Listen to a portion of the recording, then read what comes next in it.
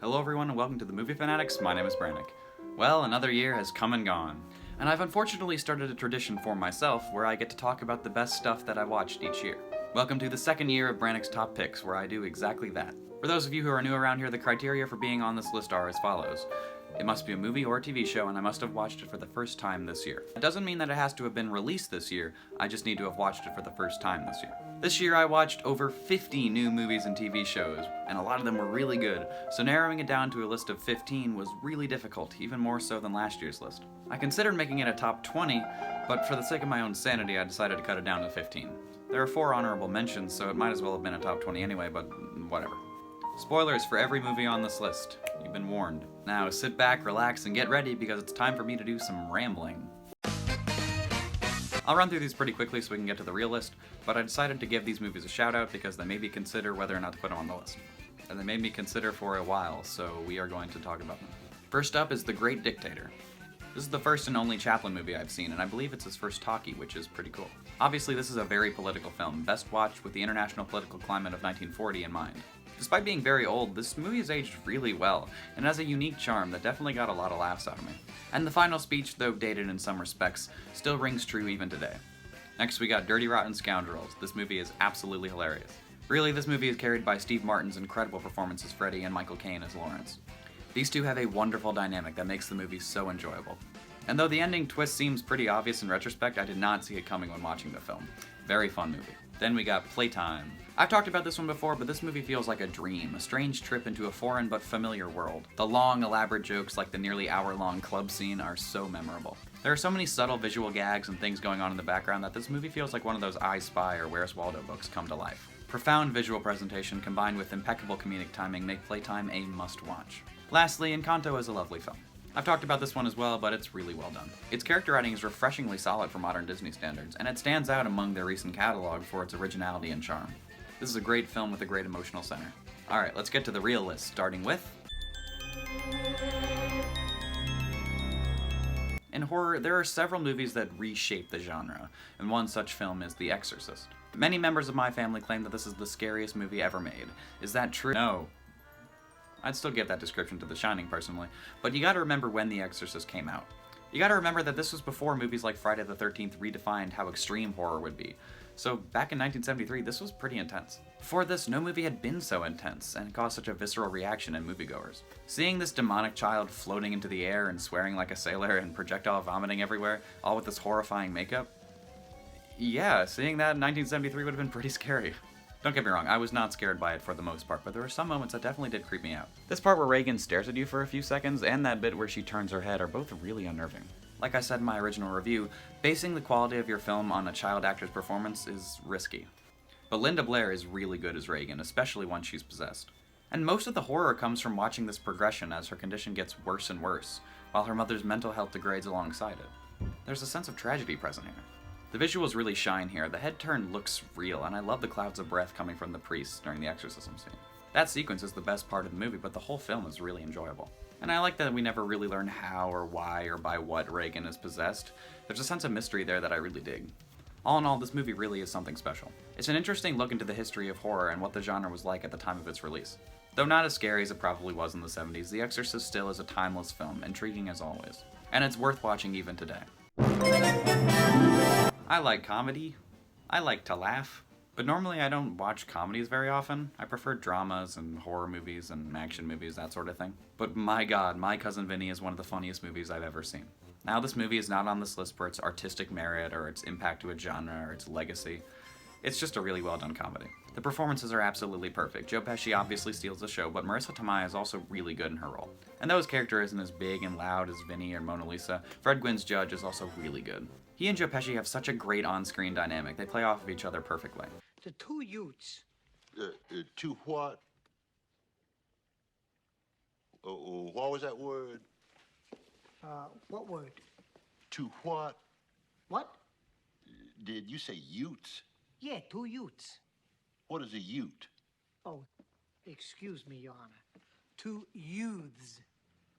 The script is sharp and clever. There are so many recurring gags and good comedic timing and great delivery. I don't know if it's possible to watch this movie without laughing out loud at least once. It's really something else. Not a lot to say about this one. It's just really funny. War films were never something I ever thought I'd watch prior to this year, in which I watched my first because Kubrick made it. Full Metal Jacket was my introduction to this genre, and it's definitely more distinct than the other two war movies I watched this year, those being Saving Private Ryan and one other movie that we might hear about shortly. Full Metal Jacket is different in that a good portion doesn't actually focus on the war. And though the other two definitely have a sense of tragedy in them, I'd argue they more so focus on the theme of heroism, and they both end with an achievement of mission. Saving Private Ryan, though it does have a sad ending, there's the sense of a fallen hero who's died for a greater good. On the other hand, Full Metal Jacket's ending is absolutely harrowing. The men realize that the sniper who's been mowing them down was just a young girl, roped into this conflict just like they all were. Though Full Metal Jacket feels much more fictionalized than Saving Private Ryan, whose story beats feel shockingly realistic, Full Metal Jacket definitely hits home the terror of war. I sat there in stunned silence listening to the sniper beg to be shot. It's so morbid and tragic. That's not to say that one ending is better than the other, and it's a testament to the quality of all the other films that a film as brilliant as Saving Private Ryan is not on this list. This is merely a comparison of the way two movies are executed within the same genre. There's a crushing sense of pointlessness to the ending of Full Metal Jacket. The movie emphasizes that both the American troops and the Vietnamese sniper died for nothing. They were all just pawns, stripped of their identities and forced to lay down their lives. That's what I believe to be the main theme of this movie, the erasure of humanity. The boys are shaved at the beginning of the movie, and throughout the training, they start to lose their individuality. Eventually, they become Marines instead of men. And the way this idea is executed in the film is profound. You have the ending, where the soldiers march singing a children's song while a village burns in the background, highlighting this corruption of innocence. The performances in this movie are amazing. Arlie Ermey's performance as Hartman is so incredibly iconic and memorable. And though it was made after the war had already ended, it still serves even today as a commentary on that conflict and wars in general. Please watch this movie if you haven't already. And the greatest movie of all time is The Godfather. The Godfather's reputation precedes it. Everyone has heard of this movie, and I consistently hear its name at the top of lists covering the greatest films ever made. That clip you just saw was from a video I made before I'd actually seen this movie. So now that I have seen it, is The Godfather the greatest movie of all? No. Now, while I don't consider this movie to be the greatest one ever made, it is a marvelous film nonetheless. The Godfather is about characters, it's about legacy, and it's about how your bloodline can define who you become. This movie has a lot going on in it. It's pretty complicated, but it all revolves around Michael Corleone's transformation. He starts the movie wanting nothing to do with the family business. He tells his girlfriend Kay that he doesn't want to be like his father. But by the end, he's assumed his father's role as the next head of the family. The thing is, it's a very believable evolution. Everything that happens pushes Michael more and more to be more loyal to the family, until he eventually lies and murders to protect the family business. We even see Vito's steadfast policies start to shift once he's pressured. His unwillingness to shift over to a business centered around narcotics nearly costs him his life and leads to Sonny's death. This forces his hand. He believes that drugs are dangerous to society, but he's willing to put other people at risk to protect his family. This mirrors Michael's transformation. Once his father is killed, he's willing to kill and flee to Sicily just to protect the family business. Once Apollonia is killed, he returns from Sicily a changed man. He started out saying things like this. That's my family, Kay. It's not me. And he ends up saying things like this. But don't ever take sides with anyone against the family again. Ever. I think two scenes in particular serve as strong statements for the man Michael has become. The first is the baptism scene. Vito always insisted that the five families needed to remain in a state of peace and cooperation in order for business to work. But once Michael is put in charge, he has the five heads of the other families murdered. This happens at the baptism of Michael's godchild, and the scenes are intercut. He renounces Satan while the killings he ordered are carried out at the same time. This scene works to show us that he's become worse than his father, ordering these calculated assassinations while becoming a godfather. And the second scene is the film's ending. Michael, after having his sister's abusive husband killed, denies having anything to do with it, lying to Kay's face, the woman he once swore absolute loyalty to. Then, as she leaves and Michael is called Don Corleone, Kay sees that the man she once knew is gone, as the door shuts on her for good.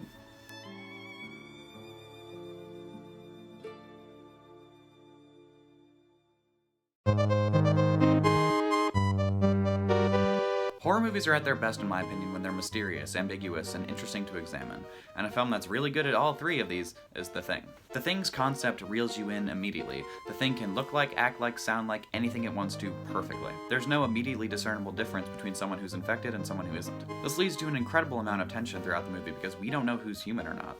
In a weaker movie, the characters wouldn't know who's the Thing or not, but the audience would, simply waiting for the characters to catch up. But The Thing is smarter than that, rarely letting the audience know more than the characters, and whenever that happens, it never lasts for very long. This means we find things out at basically the exact same time as the characters, a brilliant way to heighten suspense. There's a wonderful sense of mystery that continues to the very end. We never really get many answers, and the ending is one of the greatest in all of horror. The movie doesn't tell us if either character has been thingified, leaving room for a discussion that has lasted decades. This film has one of the most unique tones in all of horror, this eerie sense of dread that permeates throughout. But it's not the same sense of suspense in The Shining or Halloween. It's sickly and raw. It's hard to describe. But it's so incredibly effective, it makes the thing very interesting to watch, especially multiple times. It's really good on a rewatch. Because so much is left ambiguous and unseen, watching it a second time is a whole different experience. John Carpenter created another classic with this movie, one that has frightened and intrigued audiences for decades.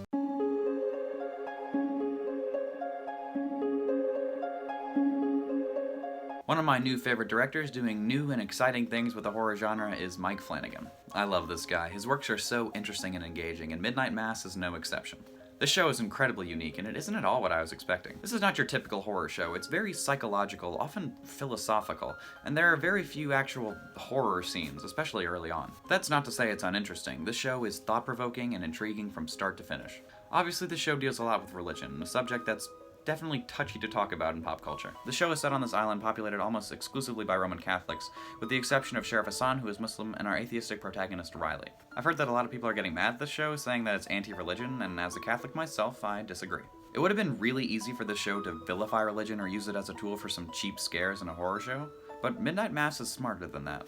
It opens up a discussion about religion, rather than outright encouraging or disparaging it. If it criticizes anything, it criticizes religious fanaticism and prejudice. I don't even carry a gun. And still, Beverly Keane, and a few others too, look at me like I'm Osama bin fucking Laden. Beverly Keane is so detestable mostly because she feels so real, using her faith as an excuse to be a bad person. The show really only vilifies her, and justifiably so. At the end, when all the infected townspeople join hands awaiting their inevitable deaths, Bev screams in terror and tries to hide from the sun. It's all written right there.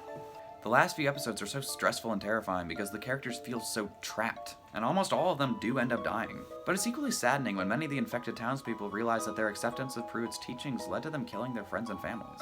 And Pruitt's not really a villain either because we feel sorry for the guy, a confused old man trapped in a cave who sees a monster but thinks it's an angel. A lot of people are saying it's a vampire, and it very well could be, but I think it's a fallen angel, one of those dudes who was banished from heaven and all that. But it's less about what this thing is, and more about how this thing tricked Pruitt into killing so many people, because of his faith. Plenty of people believe what Pruitt says about the angel bringing eternal life, and they end up dying because of it. It's scary, but it's also thought-provoking and really saddening. The "what happens when we die" monologue that Erin says when she's dying is so beautiful and heartbreaking at the same time.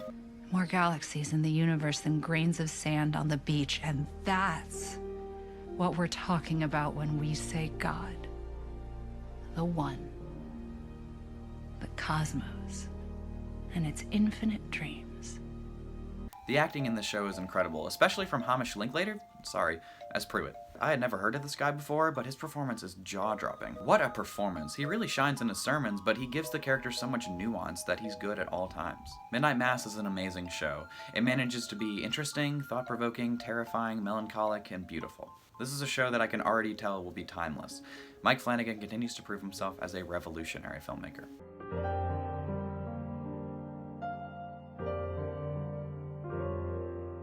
Alright, now for that other war film I alluded to earlier. It's 1917. 1917 is the other one. Obviously, this film has received the most praise for its visual presentation. The movie is done to look like it was all done in one take. It's not actually. The camera cuts when it goes into darkness and that sort of thing. So it's really just a series of long takes. But don't make the mistake of undervaluing the hard work and effort that went into making this movie. Long takes require a lot of effort, and you can tell how hard this movie was to make. And even if it's not technically one take, the effect works, and it works well. Cinematography-wise, I think this movie will go down in history as one of the greatest ever made.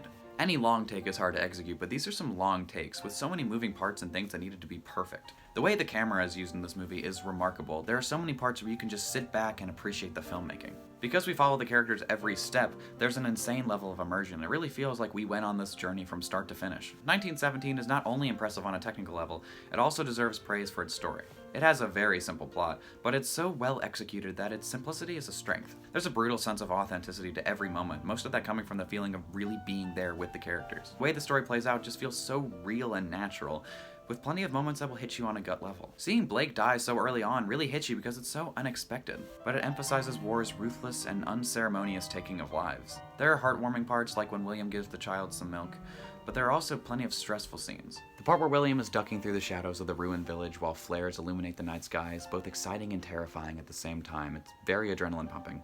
And the cinematic sprint to Mackenzie at the very end is one of my favorite scenes in any movie I've ever seen. There's this swelling of emotion in this moment that only the very best scenes can evoke. And this brilliant film ends with the same melancholic scene it began with. A boy sitting beneath a tree, sun-baked plants swaying in the breeze.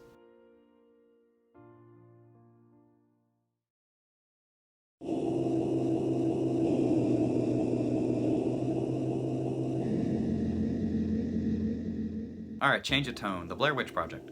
Another movie on that list of movies that I never thought I'd get around to. A list that's growing shorter and shorter with the marching of time. The Blair Witch Project did something that few horror movies have ever managed to really do. It scared me. Sure, I'll say that plenty of movies are scary, but very few have actually given me that raw sense of fear, and this is one of them. The movie relies on an intense feeling of authenticity to achieve this. Without us believing that it's actually recovered footage that we're watching, the movie kind of falls apart. Well, you don't have to actually believe that it's really recovered footage, but you have to get sucked in as though it were. And this movie hooks you. At points it's easy to forget that it's a movie and not real recovered footage. The film relishes in the pure immersion it gives you, and it uses this to be terrifying. And I think this film made one of the greatest choices it possibly could have made. It doesn't show the witch. It doesn't show anything, and that is brilliant. Your imagination is left to fill in the blanks, and that's what makes it so much scarier than if we saw a witch running around. It leads to moments like this being perfect. Hurry up! I'm coming! My boots aren't laced. Oh my god, what the fuck is that? What the fuck is that? Heather's reaction to whatever it is she's seeing is infinitely more frightening than any CGI witch the movie could have thrown at us. And my god, I can't express how much hearing Josh's voice calling out in the distance got to me. It freaked me out. I also love how we don't see Josh go missing. The scene changes and he's gone. Unfortunately, whenever it's daytime, the fear leaves pretty quickly. That's not to say there aren't any good moments when it's daytime. The part where Heather realizes it's the same log is absolutely crushing, but whenever the sun's out, you can be at ease. But whenever night falls, you know some goofy stuff's about to happen. And a lot of it is really simple. It's mostly just sounds in the distance, but because of the film's incredible sense of authenticity, these moments are terrifying. The Blair Witch Project also has one of my new favorite horror endings. This one might rival the chainsaw dance, people. Yeah. After Mike gets taken out, the movie's choice to use Heather's footage, but Mike's camera's audio is so subtle, but it's so ingenious.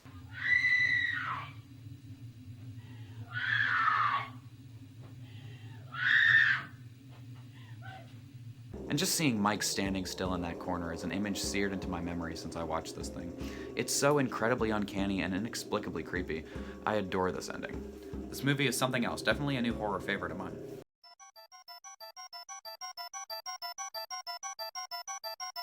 Remember when I said The Blair Witch Project was one of the few movies that made me experience genuine fear? Well, It Follows did that for me too. Conceptually, this movie is frightening. This thing that's invisible to everyone else will slowly follow you to the ends of the earth, and if it reaches you, it will kill you. Scary stuff, but it's the way it's executed that makes it all the scarier. There's a subtle, creeping terror to the monster in this movie. The fact that it slowly walks towards you is alarming. The scene in the school is a fantastic example of this. The monster often looks like a normal person, which makes it all the creepier when it chases after you. And I will forever praise the tall man part as one of the most frightening moments in any movie I've ever seen. Yara? Yeah. Don't open the door!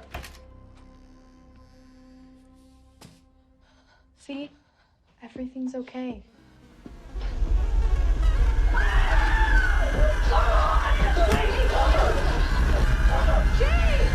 The movie isn't perfect, of course. There's the goofy hair-pulling part and the Gollum jump scare in this bit. Why is it nude?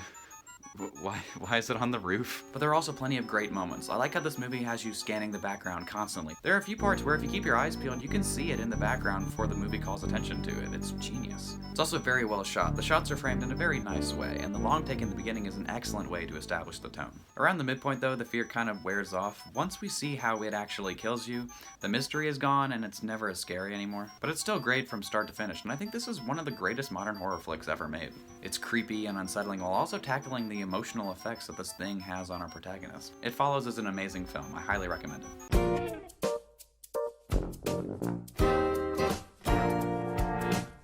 The Shawshank Redemption is really good. This movie is not what I expected it to be. I always thought this movie was about a prison escape, but the actual prison escape is pretty short and it's near the end. It's a prison movie, not a prison escape movie. Most of it takes place in the prison. No, this movie is about characters through and through.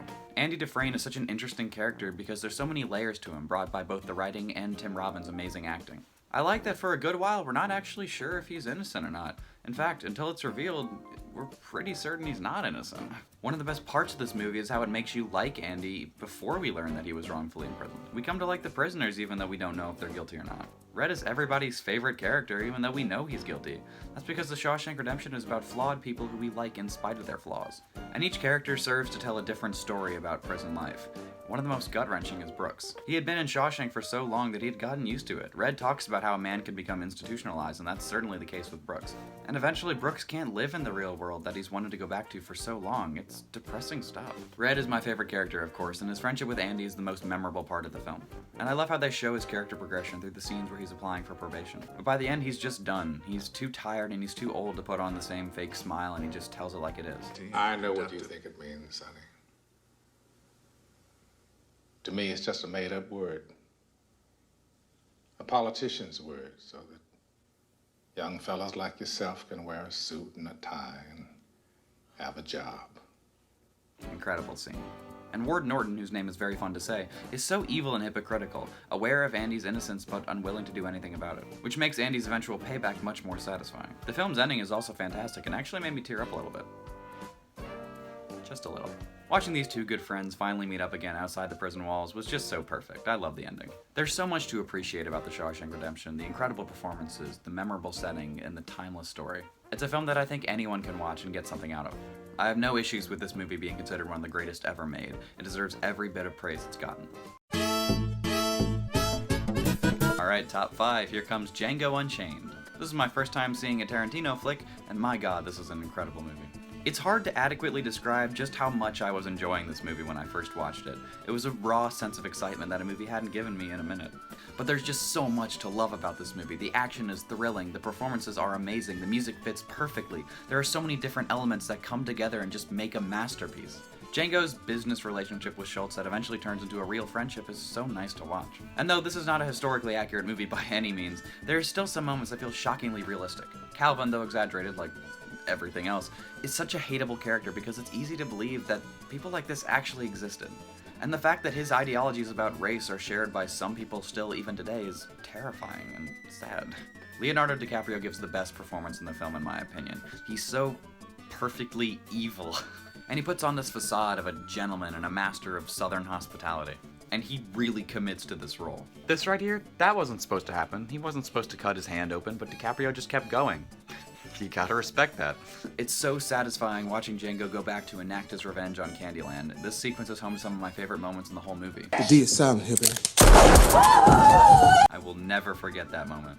I also really like this bit where Steven walks without a cane after Calvin dies, showing that his whole personality was just an act the whole time. He was just putting it on to gain favor with Calvin. That was neat.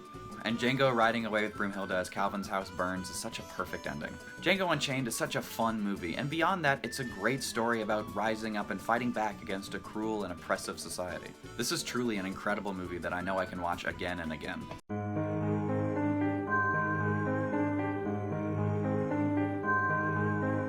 I'm cheating, I know I'm cheating, I'm putting two shows in the same spot, but I think it's fair. Remember Mike Flanagan?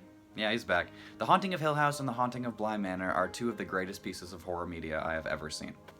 I couldn't decide which one I like more, so I just gave it to them both. It's a tie for 4th place. The Haunting of Hill House is such a unique take on a ghost story. The ghosts aren't just random dead people come back to haunt the living. They're manifestations of the character's struggles. For example, Nell is haunted her entire life by a vision of herself after committing suicide. The haunting is really about how the children's lives as adults are impacted by their stay at Hill House when they were children. Because it's not told in chronological order, the mystery is very exciting to unravel, and little bits and pieces are filled in here and there right up until the very end. I love how things we see earlier can be spun around and recontextualized later in the show. We see a phantom chasing Steven and the dad down the hallway in the first episode, which freaked me out by the way. But later we learn it was just Olivia hobbling after them. The way the mystery unfolds is engaging, and the more we watch, the more we feel just kinda sad. This whole family fell apart because of what happened at Hill House. And it's sad seeing the close relationships the Cranes had as kids gone when they're adults. It's sad seeing Luke become an addict. It's sad seeing Theo shut herself off from feeling because of her weird supernatural thing. And it's sad seeing Nell not have her call for help answered, eventually leading to her death. Thankfully, the show does have a happy ending, with the bonds being healed and the family reuniting. But overall, Hill House is about trauma. Bly Manor is about love. Bly Manor is a story about familial love and romantic love. It's just a love story. But it's still a horror show. Both these shows have strong emotional centers. That's not to say they don't have their fair share of scares. I actually think Bly Manor is the scarier of the two, and the horror is very subtle. The vague silhouette of a plague doctor looming in the background, a dollhouse that seems to be alive, and strange behavior coming from the two children. But Bly Manor's scariest aspect is its idea of death. The idea that you exist after you die, but you slowly fade away until you're eventually just a husk, having forgotten almost everything you once knew, is very disturbing. But like I said, the show is about love, how love can traumatize, how love can be painful, but also how love can heal. Danny and Jamie's love is really well done, and it feels real. It's really sad to see them agree to fall in love, even though they know they can't do it forever. It's only partially told out of chronological order, but like its predecessor, it's still very emotional and pretty scary. I like how unique Bly Manor is and how it tackles so many different ideas while not feeling too overwhelming. I admire how both of these shows can be so effective at being horror shows while also being very emotional stories. It's a delicate balance that Flanagan has consistently achieved, especially in the 3 shows on this list. I feel like there's so much that can be said about these shows and nothing at the same time, because they really do speak for themselves. The hauntings are really unique, and they're very interesting because of it. Definitely not your typical horror shows, but what they are is something truly special. We see a deadly sin on every street corner, in every home, and we tolerate it. We tolerate it because it's common, it's trivial. We tolerate it morning, noon, and night. Well, not anymore. Seven is an incredible movie. This is a film with a very interesting concept and an even better execution. Trying to catch a criminal who commits crimes based on the 7 deadly sins is immediately engaging, and it hooks the viewer at once. And the whole mystery of who's doing this is executed really well. At first, when John Doe just strolled in and turned himself in, I was kind of disappointed because Mills and Somerset never really caught him. But little did I know, the movie was about to go from great to amazing. Kevin Spacey steals the show in this movie. I'm not praising the guy himself, I'm praising his performance. He makes John Doe such a chilling character. The blank expressions and monotone voice he uses are just so perfect. It makes it seem like Doe is constantly in control of the situation, remaining calm and collected, as if everything is going according to plan. And he really wins by the end. In his eyes, he's won. Mills became Wrath, and all 7 sins were completed. In his mind, his point was proven. It was part of the plan to be killed. He completed his twisted lesson for society. He won. The whole scene with the box is so inexplicably tense. This is one of the most suspenseful scenes I've seen in a very long time. It caused, physical uneasiness in my gut because it was just so well done. And the suspense is so long and drawn out that it's even better. You know Mills is going to shoot Doe, but you're just hoping that he doesn't. All the acting is incredible. Brad Pitt and Morgan Freeman play off of each other really well, and they have some great chemistry. And really, everyone is doing a really good job. One of the best actors in the movie is Leland Orser. He's just in this one scene, but his acting is so good. He makes the crime he's recounting seem incredibly disturbing, which it was. And I really like that we never actually see any of the sins being committed until the very last one. We only see the aftermath, the crime scenes. It makes it feel like Mills and Somerset are just one step behind. The story is also paced really well. It's just the right speed to keep the right amount of tension. And there aren't actually that many action scenes in this movie. It would have been easy to make this movie a bombastic action flick, but that's not what it is. 7 isn't that kind of movie. John Doe is unquestionably evil, but the movie examines his philosophy and worldview in a very interesting way. The scene in the car is long, but it allows us to understand each character's views on the world and on morality in a believable way. This part is very well written. 7 has its thrills, but it's also very philosophical and melancholic and chilling. And it maintains this tone down to the very last second. After Mills gets arrested, we get one last bit of narration from Somerset, and it's one of my favorite closing lines in all of cinema. Ernest Hemingway once wrote, "The world is a fine place and worth fighting for." I agree with the second part.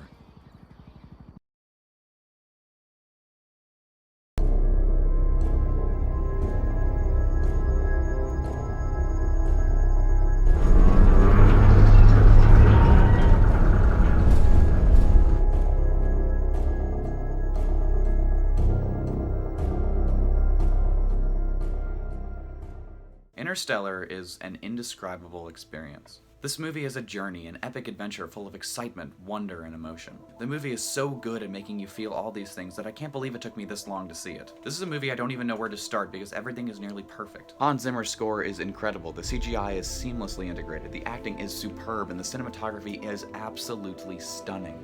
This movie had some pretty noticeable influence from 2001: A Space Odyssey, but while it reflects that film, it's still something unique and wonderful. Matthew McConaughey's character of Cooper has such an incredible emotional stake in the story, and we feel his desperation to get back home to his family. In the scene where he watches the tapes of his kids growing up without him, you can see the pain in McConaughey's acting.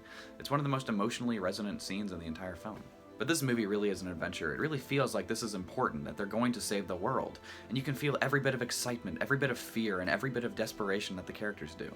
This movie has a little bit of everything. It has quiet, somber moments, it has tense, thrilling sci-fi action, and it has moments that will break your heart. It's impossible to describe just how much this movie made me feel. It's an out-of-body experience that cannot be adequately described with words. This is a movie you just have to see for yourself, and I think anyone can enjoy it. It says so much about our place in the world and in the broader universe, how we can change our fates, how we can go places we never thought possible before, how we can do whatever we put our minds to. In an industry dominated by cash grabs and films made for monetary gain rather than artistic expression, Interstellar shows that there are still passion projects that can take the audience on a journey. It's a movie that will make your stomach drop, make your head spin, make your heart crack, and above all else, make you feel like you've seen a film for the ages. I am not in danger, Skylar. I am the danger. A guy opens his door and gets shot, and you think that of me? No. I am the one who knocks. Okay, I know it might look like I'm joking because the show is so prominent in meme culture right now. Luckily, I finished the show before I had every frame spoiled for me through reaction gifs. And I speak with no irony when I say that Breaking Bad is the best thing I watched this year. It's a shame the show has been memed to death because it kind of undervalues how good the show is. This is a rare case of a show that actually gets better as you go along instead of getting worse. The last episodes are the best ones. That's not a trend you really see in television, but Breaking Bad is an exception. This is a show about transformation. It's about when a person is desperate enough, they can become evil. Walter White is such an interesting character because this progression from a mild-mannered chemistry teacher to a ruthless drug kingpin is so believable. This situation seems so extreme and unbelievable, but it's not because it's just so well executed. First of all, the seeds for his descent were already there. His pride is the one thing motivating his actions from the very beginning. The pride that stopped him from accepting payment for his treatment is the same pride that wouldn't let Hank think he caught Heisenberg. And there are similar events throughout the show that show how Walter has changed. Look at the scene where Walter kills Crazy 8 in self-defense.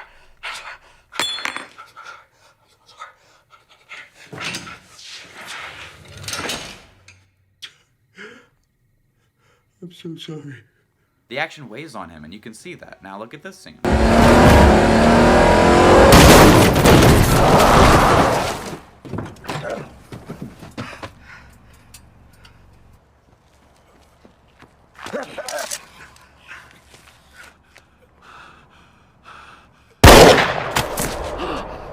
That one was to protect Jesse, but it's shocking in how brutal it is.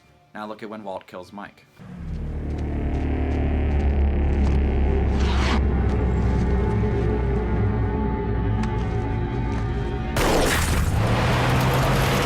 You can just see in these 3 clips how Walt gets more and more comfortable with taking a life. It shows his progression. I really hate when people unironically say, this is the exact moment Walt became Heisenberg, because it's kind of a surface level way of looking at it. There's not one moment where Walt flipped from good to bad. It's a very gradual process. And in many ways, Walt has always been this way. It's so cathartic to finally see Walt admit to Skylar what he's been lying about for so long, to his family and to himself. I did it for me.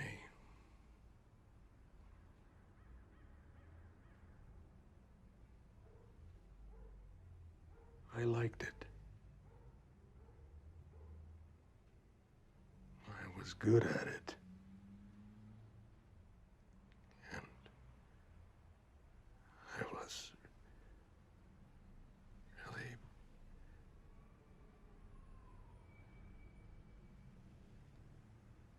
really alive. Breaking Bad is an incredible show. It's amazing. The writing is perfect and the story is engaging from beginning to end. And there is so much I did not talk about just now that I probably just have to do a standalone video about the show one day. But for now, Breaking Bad is the best show I watched this year and one of the greatest shows I've ever seen.